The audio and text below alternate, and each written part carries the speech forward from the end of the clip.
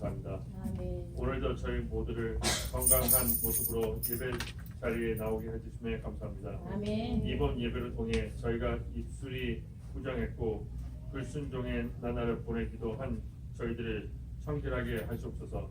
아멘. 입술로만 주여 주여 하지 말고 진실로 하나님 뜻대로 살게 하옵소서. 아멘. 저희 조국 대한민국 위해 기도합니다. 전국의 비 피해로 말미암아 집과 일터에 피해를 입은 국민들을 기억하시고 하루빨리 정부와 주위의 도움을 복귀되고 다시 일상으로 돌아갈 수 있도록 힘과 용기를 주옵소서. 아멘. 오늘 말씀을 전하시는 담임 목사님을 붙들어 주시고 영육 안에 강건하게 하시어 오직 하나님의 말씀만 선포하게 하시며 말씀으로 우리의 모든 약한 허물을 벗고 청결케 하게 하옵소서. 아멘. 좀 있으면 EBS와 설립 예배를 앞두고 있습니다.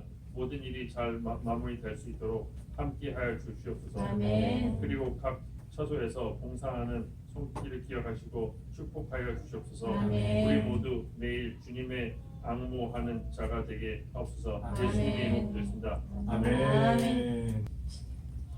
요한복음 3장 16절과 17절 말씀 드리겠습니다. 우리 다 찾으셔서 함께 말씀 읽어보도록 하겠습니다. 16절 17절 말씀 같이 읽겠습니다. 하나님이 세상을 이처럼 사랑하사 독생자를 주셨으니 이는 그를 믿는 자마다 멸망하지 않고 영생을 얻게 하려 하시니라. 하나님이 그 아들을 세상에 보내신 것은 세상을 심판하려 하심이 아니요 그로 말미암아 세상이 구원을 받게 하려 하시니라. 아멘. 오늘 말씀 요한복음 3장 16절과 17절 말씀은요, 이 세상을 향한 하나님의 진심이 이 안에 다 담겨져 있다고 볼 수가 있습니다. 오늘 이 말씀을 통해서 우리가 하나님의 진심, 하나님의 마음을 깨닫는 귀한 시간이 되시기를 바랍니다. 아멘. 저희들이 예배를 드릴 때마다 제일 먼저 사도신경으로 신앙 고백을 합니다. 오늘도 함께 신앙 고백을 사도신경으로 드렸는데요. 이 사도신경 신앙 고백 중에 중간쯤에 보시면 이런 고백이 있어요. 저리로서 산자와 죽은 자를 심판하러 오시리라, 이런 말씀이 있습니다. 여기서 중요한 건 아니지만 저리로서가 from there라고 해서 이제 거기로부터라고 이제 번역이 바뀌어서 하고 있는데요. 아무튼 산자와 죽은 자를 심판하러 오시리라, 이렇게 고백을 합니다. 제가 이 고백을 할 때마다 순간적으로 지나가는 고백이기도 하지만 이 고백을 할 때마다 제 마음이 막 이렇게 숙연해지는 그런 기분이 듭니다. 왜냐하면 이 심판이라는 단어 때문에 제 마음에 그런 마음이 드는 것 같습니다. 이 예수님과 함께 있었던 제자들도 그 마지막 날 심판에 대해서 너무나 궁금했어요. 그래서 예수님한테 마지막 날에 어떤 일이 있겠습니까? 이렇게 물어본 적이 있습니다. 예수님이 이런 제자들의 질문을 듣고 대답을 해주시는데 마태복음 25장 31절부터 33절에서 예수님이 말씀을 하십니다. 이 말씀을 함께 같이 읽어보도록 하겠습니다.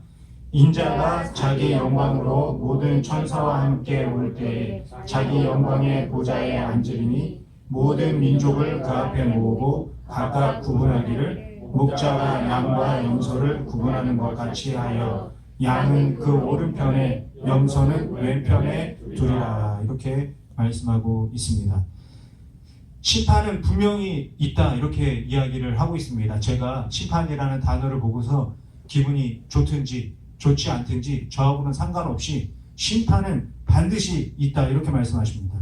하늘로 올라가셨던 예수님이 천사들과 함께 다시 오셔가지고 이 세상의 모든 민족을 다 심판하신다고 말씀하십니다. 살아있는 사람이 되었든 죽은 사람이 되었든 예수님이 다 심판을 하신다고 이렇게 말씀을 하고 있는 것이죠. 그래서 제가 이 사도신경의 신앙 고백을 할 때마다 그 심판이라는 단어 때문에 이 두려운 마음이 생기게 되고, 그 두려운 마음이 오늘 하루라도 한 시간이라도 똑바로 좀 살아야겠다 이런 생각을 하게 만드는 것 같습니다. 그리고 또 한편으로는 마음이 놓이기도 합니다. 왜냐하면 예수님이 오시면 악을 심판하고 그리고 선은 칭찬해 주시고 상급을 주시겠다는 그 약속 때문에 마음이 놓이는 것 같습니다. 그런데 사실 조금 더 솔직하게 제 말씀을 드리면 이런 마음이에요. 나는 예수님 믿으니까 심판받지 않겠지. 나는 예수님 믿으니까 지옥에 안 가고 천국에 가겠지. 이런 마음이 제 안에 있는 것 같습니다. 그래서 예수님이 오셔서 심판하신다고 하셔도 나는 괜찮지 않을까 이런 생각을 하게 되는 것 같습니다. 그런데 이런 마음이 과연 좋은 마음이라고 해야 될지 모르겠습니다.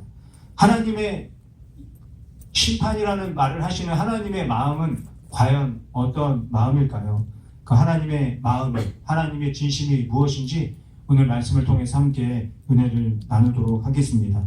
예수님 당시에 이스라엘 백성들도 저와 비슷한 마음을 가지고 있었던 것 같습니다. 이스라엘 사람들은 메시아가 오시면 이스라엘을 해방시켜주고 자유를 얻게 해줄 거라고 완전히 철석같이 믿고 있었습니다. 자신들을 억압하는 세력들은 악한 세력이고 그 핍박을 받고 어려움을 받고 있는 이스라엘 백성들은 선이라고 이렇게 생각을 했습니다. 그래서 원수들의 칼과 창과 무기를 다 녹여버리고 그들을 잡아서 심판하고 큰 벌을 내리는 날이 메시아가 오면 곧 이루어질 것이다 이렇게 생각을 했습니다. 하지만 이것은 이스라엘 백성들의 마음이고 생각이었습니다. 메시아를 이 땅에 보내주신 하나님의 마음은 그렇지 않았습니다. 우리가 메시아 이렇게 이야기를 하는데 메시아가 무슨 뜻인가요?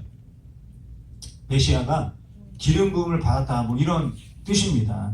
기름 부음을 받았다는 것은 하나님께 사명을 받았다 이런 의미가 담겨져 있는 거죠. 메시아는 하나님으로부터 어떤 사명을 받으셨을까요? 이스라엘 백성들이 원하는 것처럼 메시아는 이 땅에 오셔서 천둥 번개를 치고 벼락을 내려서 심판하는 그런 사명을 받으셨을까요? 나의 원수들을 대신 복수해주는 그런 사명을 받으셨을까요? 예전에 제가 아주 어렸을 때, 아주 어렸다고 해도 한 20대 이 정도 되는 것 같은데, 그때 이제 한국에 한창 유행하는 영화가 있었는데, 그 영화가 뭐냐면요, 다 무술 영화, 홍콩 영화 막 이런 게 엄청 유행을 했습니다. 그래서 어느 극장에 가든지 그 무술 영화 간판이 이렇게 다 걸려져 있었고요. 추석이나 설날 같은 명절에는 방송에서 그 무술 영화를 이렇게 특별 방송해주는 그런 기억이 제 머릿속에 있습니다. 이 대부분의 무술 영화는 보면요, 내용이 거의 다 비슷합니다. 어떤 남자가 아주 멋진 남자가 등장을 하고요. 그 남자가 산속에서 열심히 무술 연습을 합니다. 그 산골짜기에 있는 집에서 생활을 하는데 방 청소를 할 때도 막 걸레질을 이렇게 손으로 무술처럼 막 하는 거죠. 그리고 이제 밥을 해야 되니까 물을 들어 물통을 양쪽에 달린 거, 우리 집사님들은 그런 거 해보셨나 모르겠네요. 사실 저도 안 해봤습니다.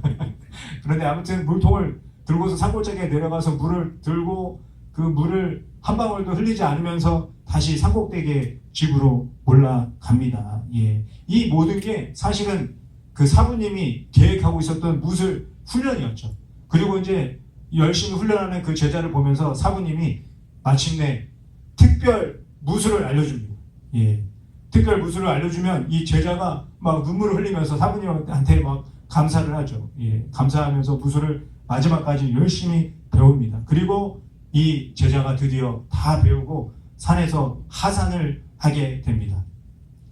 그리고 하산을 해서 누구를 만나러 가겠어요? 원수를 만나러 갑니다. 그렇게 찾아서 드디어 원수를 만납니다. 만나자마자 딱 이기는 게 아니라 막 열심히 막 이겼다가 졌다가 막 그러다가 마침내 원수를 딱 죽이나 하여튼 이기고 그 원수를 발로 밟고 딱 서 있는 그 모습을 보게 됩니다. 정말 보고 있으면 너무너무 재밌습니다.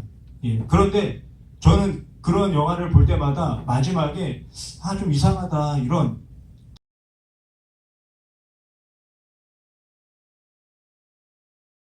올챙이에서 개구리가 되지 않습니까? 그런데 팔짝팔짝 잘 뛰어다니는 지금의 모습을 생각하면서 내가 올챙이였나? 이 생각을 못하는 그런 사람에 대해서 말하고 있는 거죠.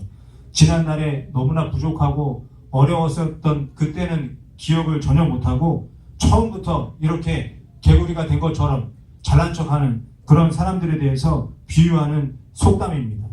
이 심판을 복수의 도구로 생각하는 사람들이 있는데 그런 사람들은 이 올챙이적 생각을 못하는 그런 사람이지 않을까 제가 생각을 해보았습니다.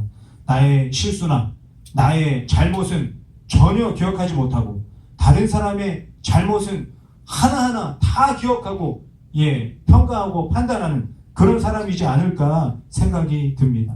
하지만 나의 올챙이 쪽을 생각하는 사람은 이 심판을 다르게 받아들이는 것 같습니다.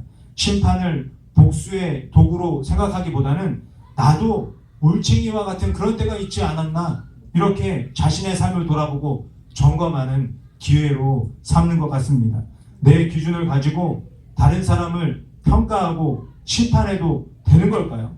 그렇게 만약에 하면 그런 평가와 판단을 받는 사람은 네가 뭔데 나를 평가하냐 이런 살벌한 분위기가 생길 수가 있습니다. 심판을 하려다가 오히려 심판을 받는 그런 일이 생길 수가 있는 것이죠. 그래서 예수님이 마태복음 7장 1절부터 2절에서 말씀하고 있습니다. 이 말씀 잘 아시는 말씀인데 우리 한번 같이 읽어보도록 하겠습니다.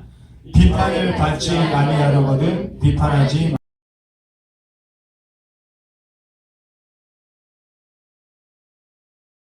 올챙이적 그때를 생각하시고 우리가 예수님의 은혜로 예수님 앞에 나왔다는 것을 기억하시기를 바랍니다.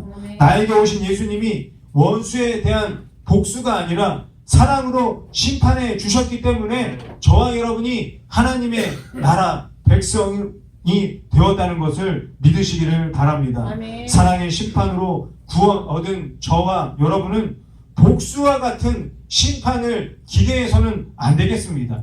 예수님이 오셔서 하시는 심판은 복수의 심판이 아니라 사랑의 심판입니다. 사랑으로 심판할 때 완전한 심판이 이루어지기 때문입니다. 오늘 본문 말씀 3장 16절 후반부부터 17절까지 말씀하고 있습니다. 이 말씀 우리 다시 한번 읽어보도록 하겠습니다.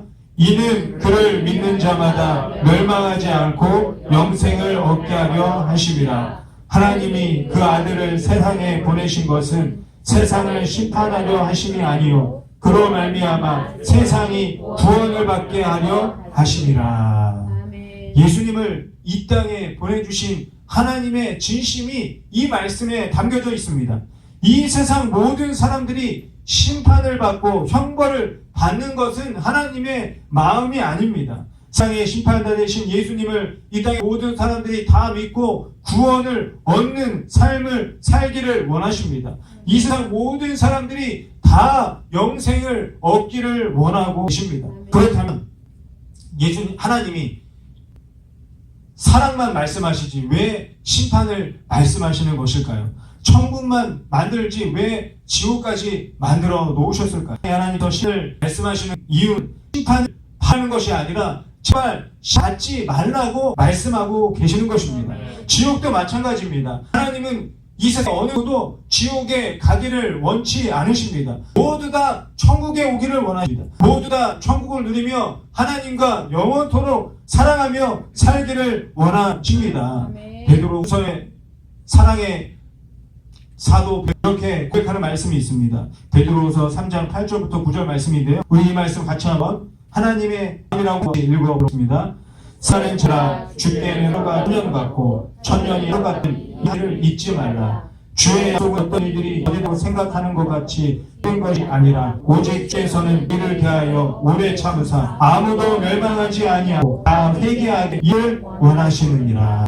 아무도 멸망하지 아니하고 다 회개하고 돌아오기를 원하시는 것이 하나님의 마음이라 베드로가 말씀하고 있습니다. 그래서 하나님은 한 사람이라도 구원받고 회개하고 돌아오기를 마음 그래서 기다려주고 또 참아주고 또 참아주시는 것입니다.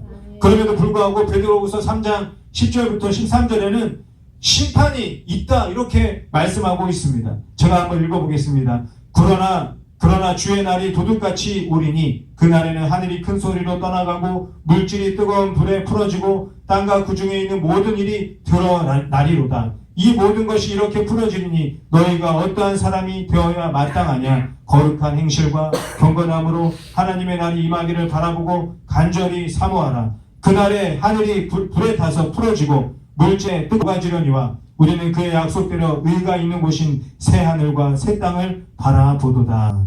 베드로도 주의 날이 있다, 심판의 날이 있다 말씀하고 있습니다. 언제인지는 모르지만 그 날이 반드시 온다고 말씀하고 있습니다. 제 멋대로 살다가 심판밖에 내버려 두시지 않고 이렇게 계속해서 심판이 있다, 마지막 날이 있다 말씀하시는 이유가 무엇이겠습니까? 왜 이렇게 계속 알려주시는 것입니까?